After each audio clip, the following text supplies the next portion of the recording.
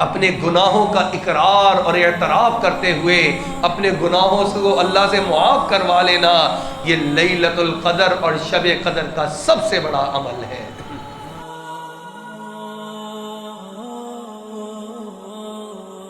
میرے معزز سامعین کرام اور رفقاء کرام، میں نے قرآن مجید کی ایک سورت مبارکہ اور ایک حدیث مبارکہ آپ کے سامنے تلاوت کرنے کی سعادت حاصل کی ہے۔ ان میں اللہ رب العزت نے میرے لیے، آپ کے لیے ایسی رہنمائی فراہم فرمائی ہے جس کا تعلق ہمارے آج کے دنوں کے ساتھ ہے، ان لمحوں کے ساتھ، ان اوقات کے ساتھ جو کہ میں اور آپ جن سے گزر رہے ہیں۔ اللہ رب العزت نے اس سے متعلقہ جو ہدایات ہیں وہ ہمیں مرحمت فرمائی ہے۔ گویا ہم یہ کہہ سکتے ہیں کہ آج ہم جس موضوع کا اور مضمون کا مطالعہ کرنے جا رہے ہیں اس کے عمل کا وقت آج ہی کا دن ہے، کل ہی کا دن ہے۔ یہ جو چند دن رمضان المبارک کے بقیہ رہ گئے اور چند راتیں جو رمضان المبارک کی باقی ہیں، اس کے اندر کرنے والے کچھ اہم کام ہیں جو اللہ کی توفیق سے اور اس کی مدد سے ہم کر سکتے ہیں۔ لہذا پچھلی جو زندگی گزری، پچھلے رمضان المبارک گزرے، ان میں اگر کوئی سستی اور کوتاہی ہو گئی تو ہم اس سے اللہ رب العزت پر معافی مانگتے ہوئے، توبہ کرتے ہوئے، پچھلے گناہوں کو معاف کروا کر اس مرتبہ اللہ کی رضا والے عمل کر کے اللہ کو انشاءاللہ ہم راضی کر دیں گے۔ چنانچہ دو چیزیں ہیں۔ سب سے پہلی چیز کیا ہے؟ وہ تو یہ ہے کہ اللہ رب العزت نے رمضان المبارک کا بابرکت مہینہ ہمیں عطا فرمایا۔ یہ ہماری بخشش کے لیے آیا، ہمارے گناہوں کو معاف کروانے کے لیے آیا۔ یہ مہینہ اللہ سے ہمیں قرب دلانے کے لیے، اللہ کے قریب کرنے کے لیے آیا۔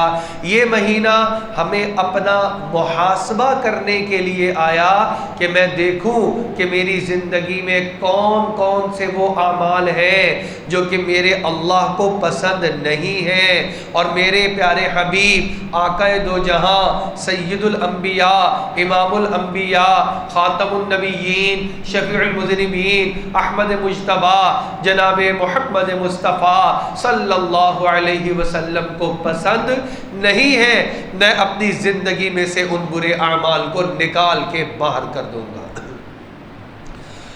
اور کون سے وہ اعمال ہیں جو میرے بنانے والے رب ذوالجلال کو میرے اندر دیکھنا پسند ہے کہ میرے اندر وہ چیز موجود ہو، میں اس کو اپنے اندر لانے کی کوشش کروں گا۔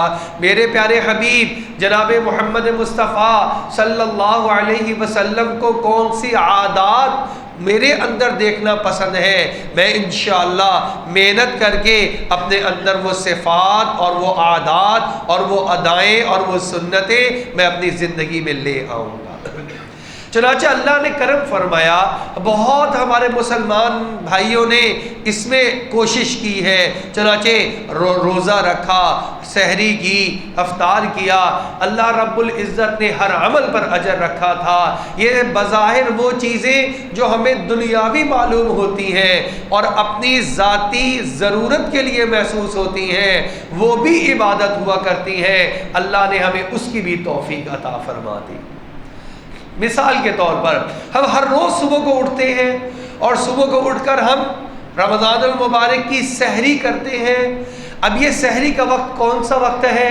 یہ ایک ایسا کھانے کا وقت ہے جو کہ اس رمضان المبارک کے علاوہ کوئی انسان بھی اس وقت میں صبح کا کھانا یا جس کو آپ ناشتہ کہتے ہیں، کوئی شخص بھی اس وقت میں اٹھ کر نہیں کرتا ہے۔ یہ رمضان المبارک گزر جائے، عام دن آ جائیں گے تو پھر کیا ہوگا؟ کبھی ایسا نہیں ہوگا کہ ہمیں 3 بجے گھر والے اٹھائیں، سوئے پڑے ہوں ہم اور 3 بجے جگائیں، بھائی اٹھ جاؤ، میں نے آپ کے لیے ناشتہ تیار کر دیا ہے، آپ صبح 3 بجے ناشتہ کر لو، اس کے بعد پھر نماز پڑھ کے اور پھر سو جانا، پھر اٹھ کے آفس کی تیاری کر لینا، دکان کی تیاری کر لینا۔ لیکن صبح کو 3 بجے جگا کر کوئی بھی نہیں کہے گا کہ اٹھ کر ناشتہ تیار ہے، آپ ناشتہ کر لیجئے۔ اور اگر کبھی کسی نے کیا کہ اہلیہ نے ایک دن ہمیں اٹھایا اور کہا رمضان میں بھی تو آپ 3 ساڑھے 3 بجے صبح کا ناشتہ کرتے رہے ہیں، تو کیا فرق پڑتا ہے، ابھی بھی میں آپ کو صبح کو 3:30 بجے ناشتہ کرواؤں گی؟ تو کون ہے جو کر لے گا؟ ہر ایک کہے گا اللہ کی بندی، وہ تو رمضان المبارک تھا، اس وجہ سے زندگی کی روٹین چینج ہو چکی تھی۔ جو بات میں آپ کو سمجھانا چاہتا ہوں وہ میں آپ کو ایسی مثال سے سمجھا رہا ہوں جو میں اور آپ آج کل ہر روز کر رہے ہیں، لیکن آج کل ہم اٹھتے ہیں 3 سوا 3 ساڑھے 3 اور اٹھ کے ہم ناشتہ کر رہے ہیں۔ صبح کے کھانے کو سحری کو آپ ناشتہ ہی کہہ سکتے ہیں۔ اور آپ دیکھیں، آپ اس وقت اٹھ رہے ہیں، آپ نے اپنی روٹین کو تبدیل کیا، ادھر سے ملائکہ کو کیا حکم ہو رہا ہے؟ اللہ اکبر۔ اب کھانا تو ہم ہر روز ہی کھاتے ہیں، لیکن یہ اس وقت میں اٹھنا یہ کس کے لیے کر رہے ہیں؟ اللہ کو راضی کرنے کے لیے کر رہے ہیں۔ روزہ رکھنا ہے اس لیے کر رہے ہیں۔ اللہ کو اتنا پسند آتا ہے یہ میرا بندہ نیند کو قربان کر رہا ہے، یہ میری بندی نیند کو قربان کر کے سارے گھر والوں کے لیے سحری بنا رہی ہے، صبح اٹھ رہے ہیں اور سحری کر رہے ہیں، ادھر ٹائم بھی دیکھ رہے ہیں کتنا وقت رہ گیا، کہیں ایسا تو نہیں کہ آذان کا وقت قریب آ رہا ہو، فجر کا وقت شروع ہونے والا ہو، اور جیسے ہی فجر کا وقت شروع ہوا انہوں نے کھانا پینا روک دیا، چاہے سامنے پلیٹ میں سالن موجود ہے، چاہے کپ میں چائے موجود ہے، لیکن انہوں نے آگے ایک گھونٹ بھی نہیں لیا، اس کو چھوڑ دیا۔ یہ کیا ادا ہے؟ یہ کس کے لیے کیا؟ اللہ رب العزت کے لیے کیا۔ اب سنیں، اللہ رب العزت فرماتے ہیں ان اللہ وملائکتہ یصلون علی المتسحرین۔ اللہ رب العزت ادھر بندہ سحری کھا رہا ہے، اللہ اس کے اوپر لگاتار اپنی رحمتوں کی بارش برسا رہے ہیں، فرشتوں کو لگا دیا۔ یہ میرا بندہ صبح کو اٹھ رہا ہے، کس کے لیے؟ میرے لیے۔ اس کے لیے تم دعائے رحمت اور دعائے مغفرت کرتے رہو۔ ادھر انسان سحری کھا رہا ہے، فرشتے ساتھ کھڑے ہوئے اللہ سے دعا کر رہے ہیں، یا اللہ یہ تیری رضا کے لیے اٹھا ہے، یا اللہ تو اس پہ رحمتیں نازل فرما، یا اللہ تو اس کی مغفرت فرما، یا اللہ تو اس کے گناہوں کو معاف فرما دے۔ یہ کوئی معمولی اٹھنا ہے جس کو ہم آج کل اٹھ کر سحری کا نام دیتے ہیں؟ اچھا بظاہر کیا ہے؟ میں اس لیے سحری کھا رہا ہوں تاکہ رات تک روزہ رکھنا ہے، اس کے اندر مدد مل جائے۔ ٹھیک ہے، مدد کس میں حاصل کر رہے ہو؟ روزے میں۔ روزہ کس کا حکم؟ اللہ کا۔ گویا اللہ کے حکم کو پورا کرنے کے لیے جو مدد حاصل کر رہے ہو، چاہے کھانے سے حاصل کر رہے ہو، اللہ کو یہ بھی بہت پسند ہے کہ اللہ رب العزت اس موقع پر تم پہ اپنی رحمتوں کے اور برکتوں کے دروازے کھول چکے ہیں۔ افطار کا وقت آیا، کوئی ایسا کھانا اس رمضان کے بعد مجھے بتا دیجئے گا کہ کھانا لگ جائے، ٹیبل پہ بیٹھ جائے اور لیکن ٹائم دیکھ رہے ہو، نہیں ابھی 2 منٹ کے بعد میں نے کھانا شروع کرنا ہے۔ کون ایسے کرتا ہے؟ مجھے بتا دیں، آپ اپنی زندگی کی روٹین دیکھیں، کون کہتا ہے نہیں نہیں ابھی 5 منٹ باقی ہے، میں اپنا یہ رات کا کھانا 5 منٹ کے بعد شروع کروں گا۔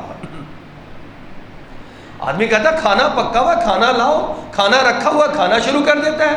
یہ کیوں رکا ہوا ہے؟ حتیٰ کہ 1 منٹ باقی ہے، سب کچھ سامنے لگا ہے، بھوک بھی لگی ہے، صبح سے لے کے شام تک کچھ نہیں کھایا پیا، لیکن یہ ہمت اور جرت نہیں کر رہا کہ چلو میں اٹھا کے شربت کا گلاس ہی پی لوں، 1 منٹ تو رہ گیا، 1 منٹ کی کیا بات ہے۔ یہ انسان اس کو معمولی سمجھ رہا ہے۔ اللہ فرما رہے ہیں اے میرے بندے، یہ افطار کے وقت میں میں تجھ سے اتنا راضی ہوں، جو دعا تیری زبان سے نکلے گی میں اللہ رب العزت اس دعا کو قبول فرما لوں گا۔ کیوں؟ تو میری رضا کے لیے بیٹھا ہے، کھانا سامنے لگا کر بیٹھا ہے، تیری ہمت اور جرت نہیں ہو رہی، تو ٹائم دیکھ رہا ہے، 1 منٹ بلکہ مزید احتیاطاً تاخیر سے کھائے گا۔ تیرے پورے 11 مہینوں میں کوئی ایک کھانے کی مثال ایسی نہیں ہے، یہ تو میری رضا کے لیے کر رہا ہے۔ تو اے میرے بندے، میں تجھ سے راضی ہو گیا، تو جو دعا اس وقت میں کرے گا میں اللہ رب العزت تیری دعا کو قبول فرما لوں گا۔ یہ رمضان کا مہینہ اتنا خوش قسمت مہینہ، اب میں اور آپ دیکھ لیں کتنی سحریاں رہ گئیں اور کتنی افطاریاں رہ گئیں۔ جو پیچھے گزر گئی اس میں جو کوتاہی ہو گئی، اب یہ کوتاہی ہونے نہ پائے مجھ سے کہ ادھر افطار کا وقت ہو، ادھر میں نے ٹی وی لگایا ہوا ہے، وہ جی افطار ٹرانسمیشن چل رہی ہے، اس میں گانا بجانا بھی ہے، اس میں پتہ نہیں کیا کیا لغویات اور فضولیات ہے، ہم نے بند کر دینا یہ سب کچھ۔ ہم نے افطار کے وقت اور سحر کے وقت میں اپنے گھر میں ذرہ برابر بھی ان چیزوں کو آن نہیں ہونے دینا۔ یہ میری عبادات کے لیے زہر قاتل ہے، یہ میری عبادت کے وقت کو ضائع کرنے والی ہے۔ میں جو اپنے ہاتھوں کو اٹھا کر اپنے الفاظ میں اپنی دعائیں مانگوں گا، اپنی حاجات اور اپنی ضروریات اللہ سے مانگوں گا، اللہ رب العزت تو مجھ سے وہ دیکھنا چاہتے ہیں۔ لہٰذا ہمارے کرنے کے کام کیا ہیں، اور چند دن رہ گئے اور آگے چلیں۔ اللہ رب العزت نے یہ رمضان المبارک کا بابرکت مہینہ عطا فرمایا، پھر فرمایا اے میرے بندو اب آخری دن رہ گئے، آخری عشرہ چل رہا ہے، لو پھر میری طرف سے عنایت اور زیادہ بڑھ گئی تمہارے لیے۔ چنانچہ ان تاک راتوں میں 5 راتیں آخری عشرے کی، ان میں نے تمہارے لیے اور نوازنے کا بندوبست کر دیا، میں نے اس میں شب قدر عطا فرما دی، شب قدر تمہیں عطا فرما دی۔ شب قدر کیا ہے؟ قرآن نے کہا لیلۃ القدر خیر من الف شہر، یہ لیلۃ القدر 1000 مہینوں سے زیادہ فضیلت والی ہے۔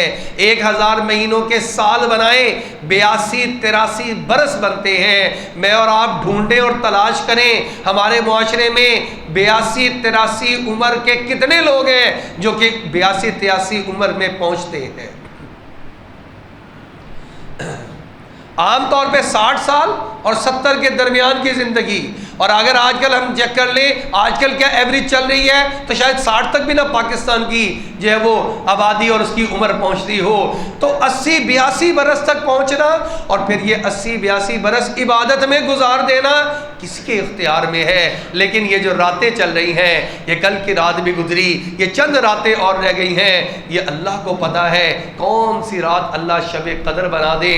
بعض علماء نے بڑا عجیب نکتہ لکھا، فرمایا جس رات میں بندہ لیلۃ القدر کی تلاش میں اللہ کی عبادت کرتا ہے، اپنے گناہوں کی معافی مانگتا ہے، جب شب بیداری کرتا ہے، اس کے حق میں تو اللہ اسی رات کو شب قدر بنا دیتے ہیں۔ یہ تو اس رات سے فائدہ اٹھا رہا ہے، اور ہر رات اللہ کی طرف سے اعلان ہوتا ہے حل من مسترزق فارزق لہ، ہے کوئی مجھ سے رزق طلب کرنے والا میں اس کو رزق میں فراوانی عطا فرما دوں، ہے کوئی مصیبت میں گرفتار مجھ سے مانگے میں اس کی مصیبت کو دور فرما دوں، ہے کوئی مجھ سے اپنی مغفرت طلب کرنے والا، بخشش طلب کرنے والا میں اس کے گناہوں کو معاف فرما دوں۔ رزق کا مسئلہ ہے تو مجھ سے مانگے، گناہوں کا مسئلہ ہے مجھ سے مانگے، گھر میں نا اتفاقی نا چاکی ہے مجھ سے مانگے۔ اللہ رب العزت ہر رات میں اعلان فرما رہے ہیں، گویا دینے کے لیے آمادہ ہیں، منادی کروائی جا رہی ہے کوئی تو آئے اللہ کا دربار سے، آج اللہ کی رحمتیں اور برکتیں برس رہی ہیں، آئے اور اپنے اپنے حصے کو لے کر اپنی زندگی میں واپس لوٹ جائے۔ اب یہ سمجھنا ہے لیلۃ القدر میں کرنا کیا ہے۔ بعض اوقات انسان سمجھتا ہے کہ لیلۃ القدر آئی ہے میں کروں کیا؟ سب سے پہلے کچھ کرنے والے کام اور کچھ سے باز رہنا ہے رکنے والے کام، دونوں چیزیں ضروری ہوا کرتی ہیں۔ زندگی میں یہ طے کرنا بڑا ضروری ہے میں نے زندگی میں کرنا کیا ہے، اور اس سے زیادہ ضروری یہ ہے کہ میں نے کیا نہیں کرنا ہے۔ ورنہ مشورے دینے والے کبھی ادھر کو مشورہ دیں گے کبھی ادھر کا مشورہ دیں گے، طے کر لیا نہیں میں نے یہ کام نہیں کرنا، طے کر لیا میں نے جھوٹ نہیں بولنا، طے کر لیا میں نے کبھی کسی کو دھوکہ نہیں دینا، طے کر لیا میں نے بے ایمانی نہیں کرنی، طے کر لیا میں نے وعدہ خلافی نہیں کرنی۔ چنانچہ کچھ کرنے والے کام اور کچھ نہ کرنے والے کام ہوا کرتے ہیں۔ پہلے ہم بات کرتے ہیں کرنے والے کام کیا ہیں۔ چنانچہ یہ رات اس کو تقسیم کر لیا جائے، ساری عبادات اکٹھی کر لی جائے۔ اس رات میں اللہ کو جو جو عبادات پسندیدہ ہیں سب کو تھوڑا تھوڑا وقت دے دیا جائے، پتہ نہیں کون سی ادا کون سی عبادت، کون سی میری کوشش میرے رب کو پسند آ جائے اور اللہ رب العزت میرے سارے گناہوں کی بخشش فرما دے، مجھے ساری راتوں کے عبادت کے اجر و ثواب عطا فرما دے۔ چنانچہ اپنے وقت کو تقسیم کر لیا جائے، کیا کیا؟ قرآن پاک کی تلاوت مغرب سے رات شروع ہو جاتی ہے، لہٰذا مغرب سے عشاء کا وقت، افطار کے بعد کا وقت ضائع نہ کیا جائے۔ یہ جو ہے جو نہ کرنے والے کام ہیں جس میں ہمارا وقت ضائع ہوتا ہے، سب کو پتہ ہے۔ ایک یہ ٹی وی ہے جس کے اندر ہم لگتے ہیں، گھنٹوں بیکار ہو جاتے ہیں، پتہ ہی نہیں چلتا کہ ہمارا وقت ضائع ہو گیا۔ اس سے بڑا نقصان دہ یہ ہمارا موبائل ہے، ایک طرف سے شروع ہوئے گھنٹوں، کیا بچے، کیا بڑے، کیا بوڑھے، بس جو اس کے اندر ایک مرتبہ گھسا پتہ ہی نہیں چلتا کہ کتنے گھنٹے گزر گئے اور میرا قیمتی ترین وقت یہ موبائل میرا کھا گیا۔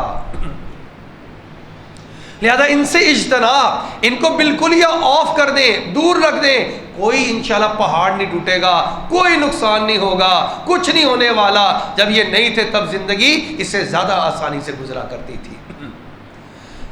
چنانچہ ان راتوں کو قیمتی بنانا، ان راتوں کو ضائع نہیں کرنا، اس کا ایک ایک منٹ قیمتی ہے۔ چنانچہ مغرب سے شروع ہوں گے اور ہم قرآن پاک کھول کے اس کی تلاوت کرنے کے لیے ہم ایک پارہ مقرر کر لیں، ایک پارہ قرآن کی تلاوت میں کروں گا، 2 کر لیں اور زیادہ اچھا ہو جائے گا، کروڑانی اربوں نیکیاں آپ کے نام اعمال میں درج ہو جائیں گی۔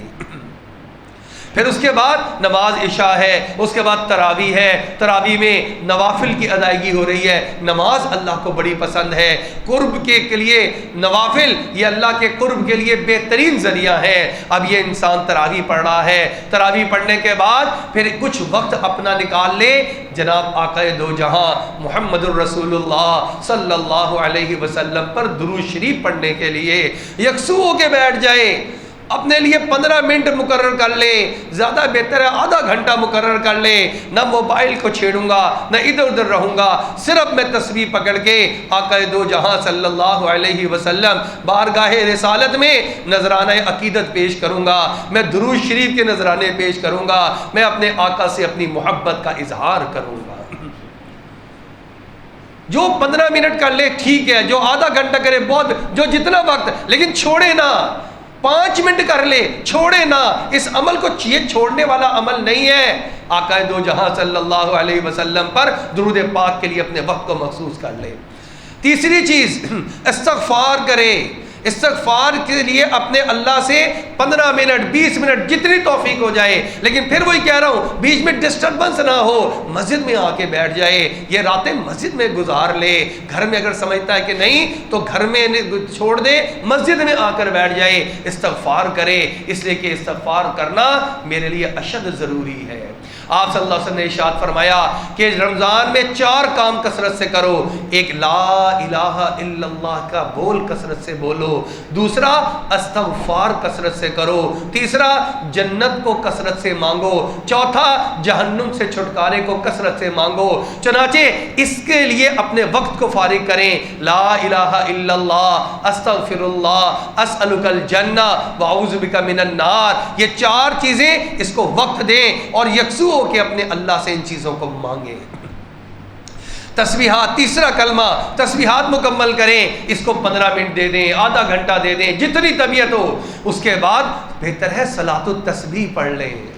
آپ صلی اللہ علیہ وسلم کی حدیث مبارکہ کہ جس کو ہر روز موقع ملے ہر روز پڑھ لے، جس کو جمعے کے جمعے موقع ملے وہ جمعے کے جمعے، ہفتے میں 1 مرتبہ پڑھ لے، مہینے میں 1 مرتبہ پڑھ لے، سال میں 1 مرتبہ پڑھ لے، کسی کو نئی توفیق ملتی اپنی پوری زندگی میں 1 مرتبہ ضرور اس نماز کو ادا کر لے، کتنی خوش قسمتی کی بات ہوگی۔ چنانچہ صلاۃ التسبیح ان راتوں کا معمول بنا لے۔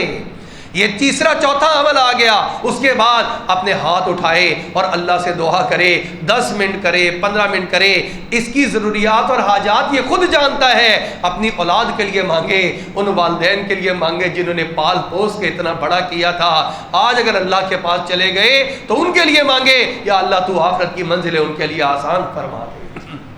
اپنے اساتذہ کے لیے مانگے، اپنی اولاد، اپنے بہن بھائی، اپنے دنیا کی ضروریات، اپنے کاروبار، اپنی ملازمت، اپنے رشتے، اپنے ناطے، سب کے لیے اپنے اللہ سے مانگے۔ آپ صلی اللہ علیہ وسلم نے فرمایا تمہارا جوتے کا تسمہ بھی ٹوٹ جائے وہ بھی اپنے اللہ سے مانگا کرو۔ تو ہر چیز اللہ سے مانگنی ہے۔ چنانچہ وقت نکالے اور دعا کرے یکسوئی کے ساتھ، الگ بیٹھ جائے اور اپنی سوچ سوچ کے حاجات اور ضروریات لائے اور اللہ سے دعا مانگتا رہے۔ اپنے وقت کو بالکل اسی طرح جس سے ان سارے کاموں میں لگا رہا ہے، یہ بھی کر لے کہ اس رات میں کچھ صدقہ بھی کر دے، اللہ کے نام پہ کچھ دے دے، کسی مدرسے میں، مسجد میں، کسی جگہ پر، کسی غریب کے گھر، کسی بھی طریقے سے اس کو ادا کر لے۔ حضرت اماں عائشہ رضی اللہ تعالی عنہا نے عرض کیا یا رسول اللہ صلی اللہ علیہ وسلم، اگر مجھے معلوم ہو جائے کہ آج کی رات لیلۃ القدر ہے تو میں اپنے اللہ سے کیا دعا مانگوں؟ اللہ اکبر، کتنی اہم دعا ہوگی جو اماں عائشہ نے پوچھی اور آپ صلی اللہ علیہ وسلم نے ارشاد فرمائی آئے ہمارے لیے بھی یہ دعا ہے، آج ہم اس کو بھی مانگیں۔ فرمایا آپ صلی اللہ علیہ وسلم نے فقولی، اے عائشہ اگر تمہیں پتہ چل جائے لیلۃ القدر کی رات ہے تو اپنے اللہ سے ایک دعا بڑی خصوصیت سے مانگنا، اللہم انک عفو تحب العفو فاعف عنی، اے اللہ تو معاف کرنے والا ہے، معافی کو پسند کرتا ہے، یا اللہ تو مجھے معاف فرما دے۔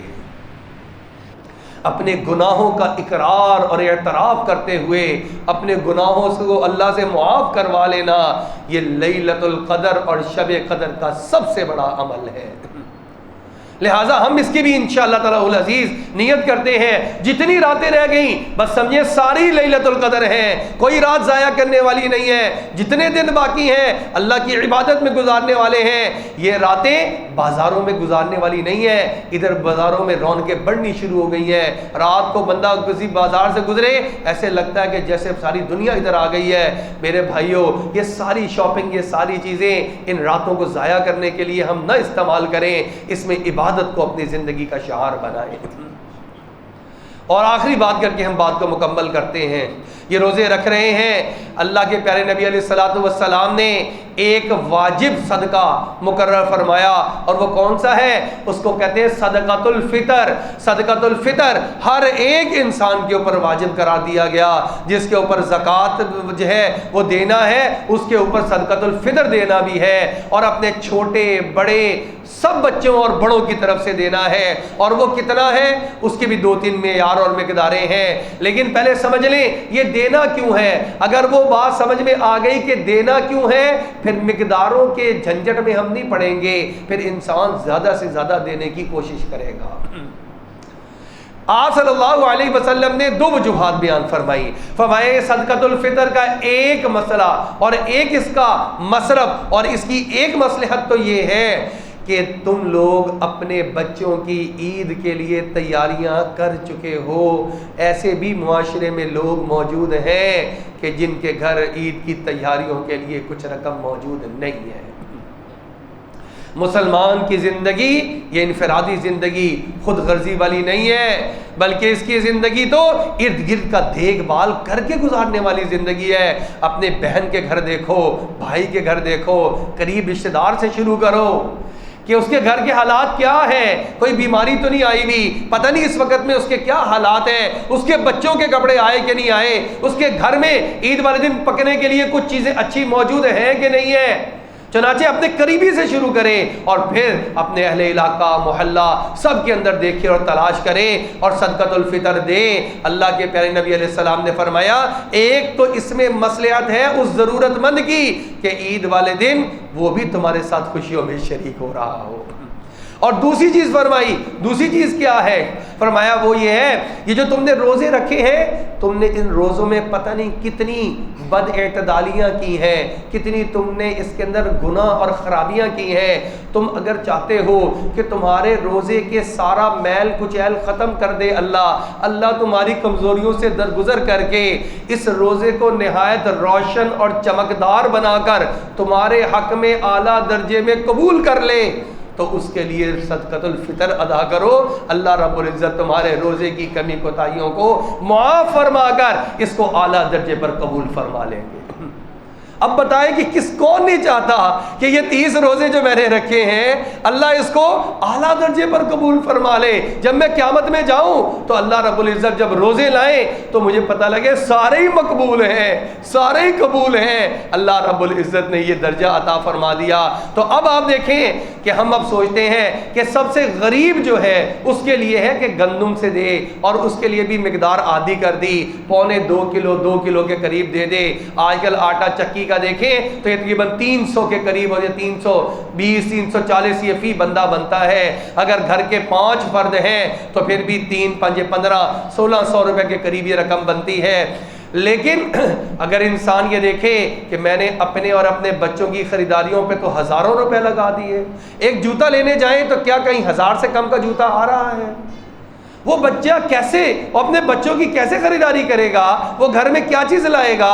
چنانچہ اس سے آگے بڑھ کر میں کم از کم جو میں یا کھجور کے حساب سے دوں جہاں پہ 3.5 کلو کے حساب سے ہے, اور اگر 350 400 روپے کلو کھجور عام بالکل جو سب سے سستی والی ہے وہ مل رہی ہے, تو پھر بھی کم از کم میرے لیے ایک رقم بن جائے گی کہ میں 1200 روپیہ فی بندے کے حساب سے دے رہا ہوں. اگر میرے گھر میں 3 افراد ہیں تو 3,500 روپیہ میں صدقۃ الفطر دے رہا ہوں. کوئی بڑی بات نہیں ہے, لیکن جس کو دے رہا ہوں اس کے اچھے کام آ جائے گی.